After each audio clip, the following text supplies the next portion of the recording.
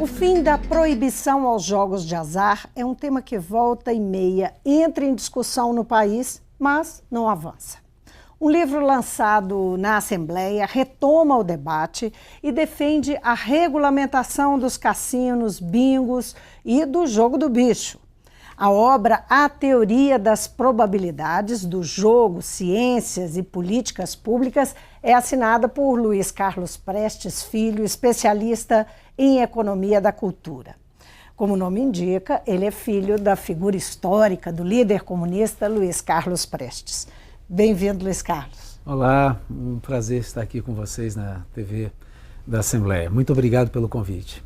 Obrigada a você por ter vindo. Por que defender a legalização dos cassinos, dos bingos no país? Esse é um assunto que sempre foi, como eu me referi, postergado, vem sendo, volta e meia ele é retomado, mas não há uma solução contra isso. Tem muita posição conflitante. Por que defender? Meu ponto de vista é que a regulamentação de jogos, de apostas em dinheiro administrados pela iniciativa privada, diz respeito ao aprofundamento do processo democrático no Brasil. A democracia brasileira merece, porque todas as leis que foram criadas proibindo jogos, elas nasceram em momentos de governos autoritários brasileiros. A lei das contravenções penais é de 1941, é do auge do Estado Novo, do governo de Getúlio Vargas, quando assassinavam e desapareciam compatriotas naquele momento, quando Getúlio, inclusive, aplaudia o fortalecimento do nazifascismo na Europa. Inclusive, a Olga Benário, a primeira mulher. A primeira esposa do meu pai foi enviada para um campo de concentração da Alemanha, justamente nessa época. Meu pai, em 1941, quando surge a lei das contravenções penais, é condenado a mais de 48 anos de cárcere, né? Então a lei ela está nesse contexto da Constituição de 37, que é uma das constituições mais autoritárias da história do Brasil.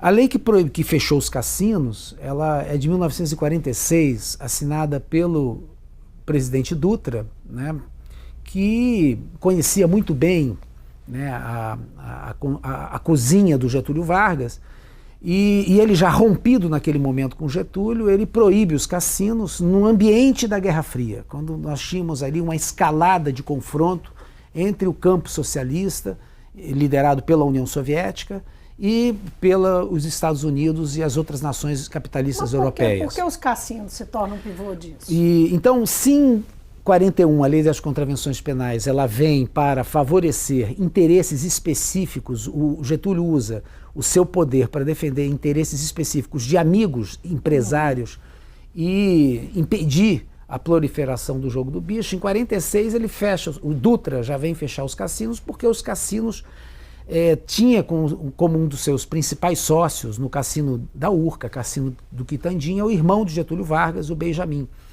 E o Dutra sabia disso e ele vê o fantasma do Benjamin em toda parte, então ele... E era um ótimo negócio. Ele visualizava que os cassinos brasileiros drenavam dinheiro para o PTB, para o partido do Vargas, com quem ele tinha rompido. A lei de 1967, né, o Decreto-Lei 204, já assinado na ditadura militar, né, após o golpe de 64, assinado pelo Marechal Castelo Branco, diz que para salvaguarda da vida social, né, o governo deve impedir o surgimento de jogos de apostas e dinheiro, porque isso diz respeito à soberania nacional. Então, o governo militar daquele momento vai resgatar a paranoia de 1946 e dizer que não, por trás do jogo estão os comunistas, estão aqueles que são contra os militares no poder. Agora, a verdade, quando você começou a falar, você fez uma referência ao jogo privado, porque o governo banca, né, inclusive estaduais, o governo federal e os governos estaduais têm a banca de uma série de jogos, não é isso? Isso. Não teria a ver aí essa decisão, pelo menos em 67, com manter sob exclusivo controle do governo um negócio muito rentável? Não, claro. A decisão de 67 é essa, mas também ela não está somente em questão da criação do monopólio do Estado sobre os jogos. Em 1946, bicheiros de São Paulo e do Rio de Janeiro apoiaram o Partido Comunista Brasileiro, inclusive escolas de samba, fizeram grandes homenagens a meu pai, fizeram desfiles homenageando Prestes, Cavaleiro da Esperança, relembrando a vida de Olga Benário, Prestes, senador, o grande compositor da Portela, né, o Paulo da Portela, fez um samba na época em homenagem ao meu pai. Então também os militares visualizavam o jogo do bicho como algo subversivo, né? Como se dizia na época. O time do Madureira, como é que é essa história? Isso está no livro. Isso está rapidamente, está num dos livros. Está num dos livros que eu fiz, onde o Carlinhos Maracanã, na época, ele era o presidente do Madureira, né, do time de futebol. Ele promove uma viagem do time de futebol do Madureira para jogar no campo socialista, nos países como Tchecoslováquia, Hungria, Polônia, e também vai a Cuba.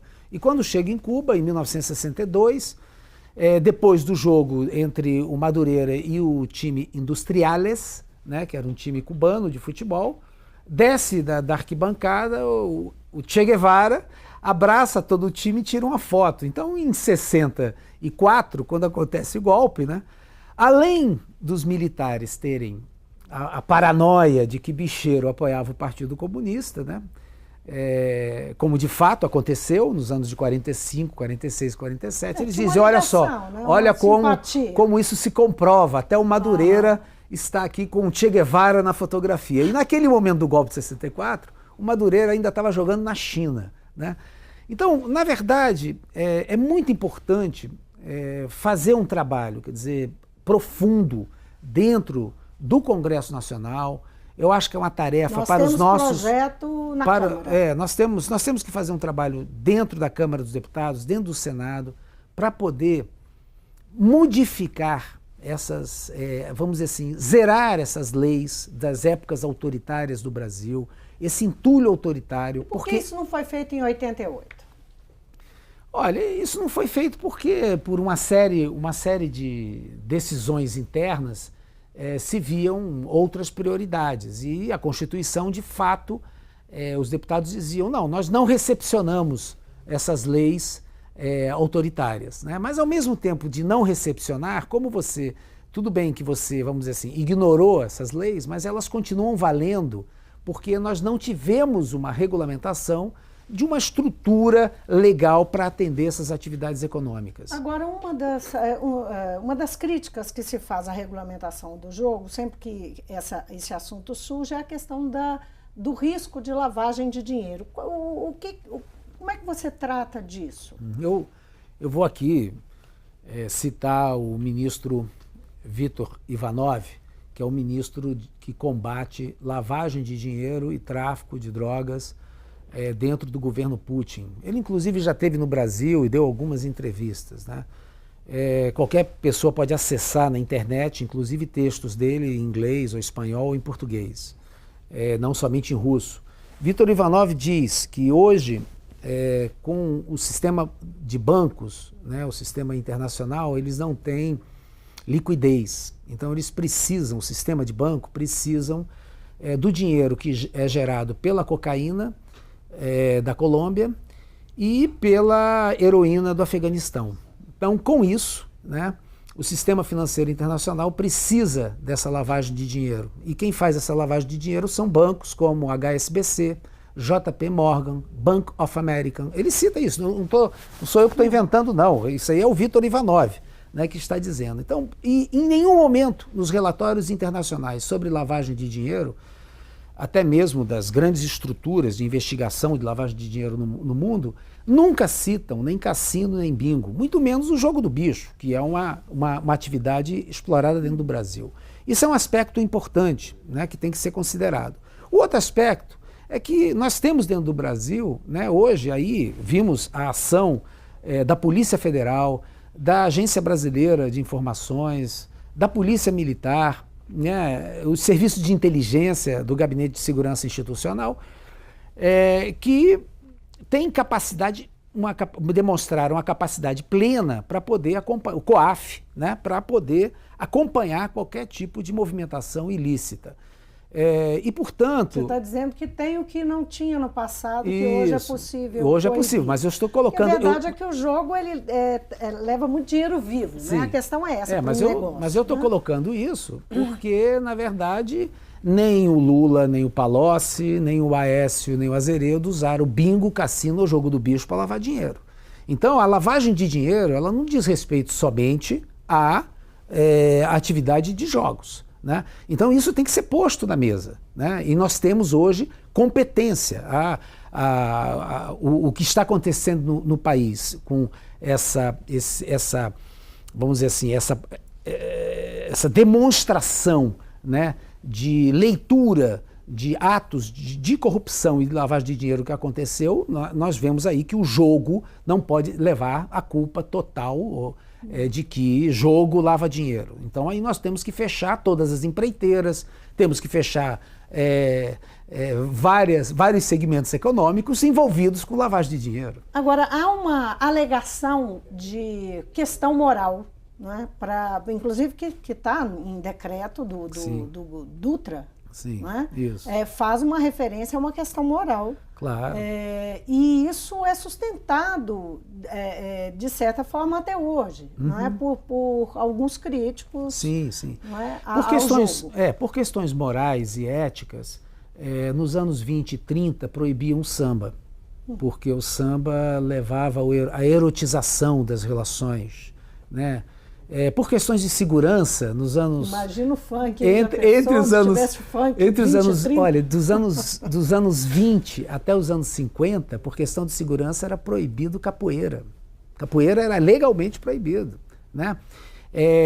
O Jânio Quadros chegou a proibir biquíni, por questões morais, né? E questões relacionadas com a família. Os costumes mudam, né? E hoje... O Brasil... Mas há ainda setores que usam esse argumento? Pergunta, na verdade, nesse sentido. Que setores são esses? São setores ligados a segmentos, diferentes segmentos que dizem que estão querendo proteger a família brasileira, né? Então, acho que nós temos que olhar para isso com bastante calma e discutir com eles, né, vários outros aspectos. Porque... Mas eles têm força nessa questão? Por exemplo, no Congresso Nacional, nós temos uma bancada grande, uma bancada religiosa grande no Congresso hoje. Né? Tem força na disputa ali dos interesses? Tem forças, mas, por exemplo, nós temos vários deputados da bancada evangélica que hoje já reconhecem que o jogo tem que ser regulamentado no Brasil e que é muito melhor o jogo à luz do dia, né, do que o jogo escondido. O jogo hoje no mundo, ele é proibido em países, em repúblicas islâmicas. E aí nós temos que respeitar a decisão soberana desses povos que têm como seus governos países que têm uma visão, fazem uma leitura a partir da sua religião.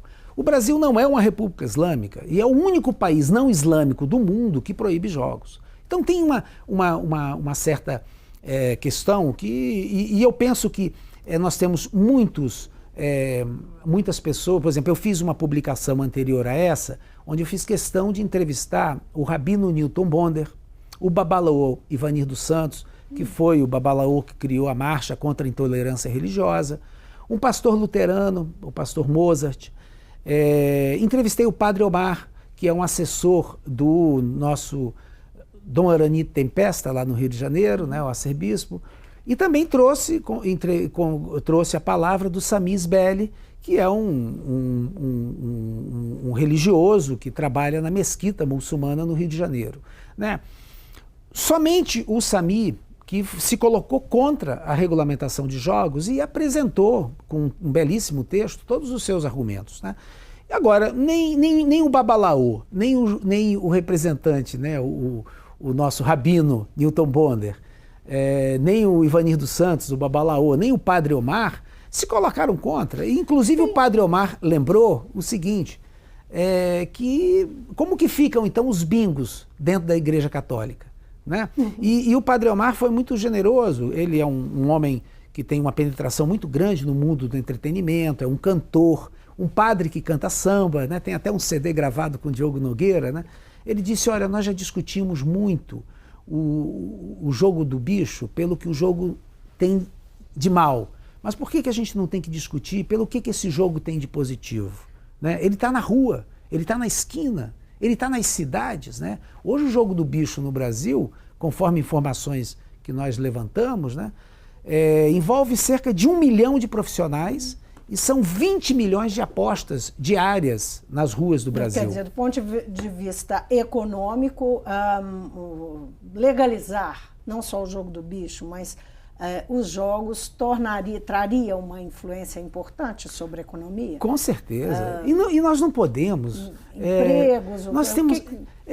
Você trata disso? Claro. Nós não podemos olhar para esse tema, não podemos ser cegos, né? Porque, por exemplo, o jogo do bicho tem uma tradição de 120 anos. O jogo do bicho, ele já foi tema de novelas, de livros como do Machado de Assis a Lima Barreto.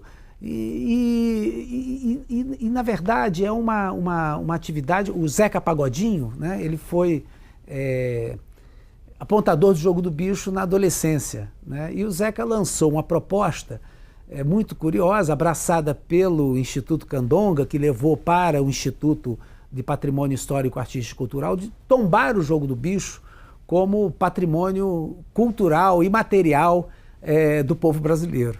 Né? Então nós temos que olhar para essas questões e discutir à luz do dia, né? Como proibir algo que está... Agora, como é que a mídia, você está falando, nós temos que olhar, eu fico pensando como é que a mídia, em algum momento você identifica as vozes, os olhares da mídia sobre essa questão? Sim, o processo, o projeto... dizer que a mídia tem sido cada vez mais um ator que busca influenciar de forma objetiva a visão do brasileiro. Não, com certeza. Penso que é muito importante a participação, o espaço que a mídia tem dado a esse debate. O espaço está muito mais aberto. E eu gostaria aqui de dar um destaque para um segmento interessante da mídia, que foi as organizações Globo, que durante 70 anos fez de tudo, com todos os seus artigos e editoriais, combateu a regulamentação de jogos. E há 2 meses atrás lançou um editorial dizendo que é melhor regulamentar, porque entende que o jogo regulamentado vai ser melhor para o país. O debate na mídia, seja ela na televisão, nos jornais, nas revistas, hoje nas mídias sociais, ele é extremamente importante. Agora, o lançamento do livro, você pode dizer que ele funciona como uma estratégia para reacender? Você tem esse interesse de fazer isso, e claro que tem interesse, mas eu digo... o livro é um instrumento para isso? Eu quero aqui fazer uma colocação, e acho que essa oportunidade aqui é muito rara para mim. Faz 20 anos que eu me dedico a um tema chamado Economia da Cultura. Eu fiz um estudo sobre a contribuição da cultura para a formação do Produto Interno Bruto do Estado do Rio de Janeiro. Identificamos que a cultura no Rio é o 6º segmento em arrecadação tributária no Estado e contribui com 4% para a formação do PIB. Fiz um estudo, esse estudo foi de 2002. Depois, em 2005, eu fiz um estudo sobre a cadeia produtiva da economia da música. Mostrei o quanto a música é estruturante para a economia do Brasil. E depois, em 2010, lancei um livro sobre a cadeia produtiva da economia do carnaval. Eu vejo esse livro... aqui na Assembleia Legislativa de Minas, uma possibilidade de mostrar o quanto a cultura, o entretenimento, né, o lazer, ele hoje é fundamental para o desenvolvimento do Brasil, dos nossos estados e das nossas cidades. A cultura gera emprego, gera renda, a cultura brasileira, nós somos temos um papel diferenciado no cenário latino-americano e mundial. A música brasileira, por exemplo, ela é responsável por 80%, né, do lucro das gravadoras e das empresas de espetáculo. O conteúdo brasileiro musical. Isso não acontece nem na Argentina, onde a música argentina deve ocupar o quê? 3, 4, 5%. A música argentina para o movimento, o resto é tudo música estrangeira. Assim, a mesma realidade no Chile. Na Colômbia, a música colombiana chega a 10%. Então, no Brasil é 80%. Né? Então, nós temos uma capacidade de gerar nosso conteúdo. E aí eu volto ao tema de jogos. Né? O modelo jogo e entretenimento é um modelo criado no Brasil, no Cassino da Urca. E como diz o advogado Trajano Ribeiro, ele foi presidente da empresa de turismo do município do Rio, ele diz que o modelo Cassino da Urca estava atrapalhando em 1945-46 a implantação da indústria de jogos nos Estados Unidos.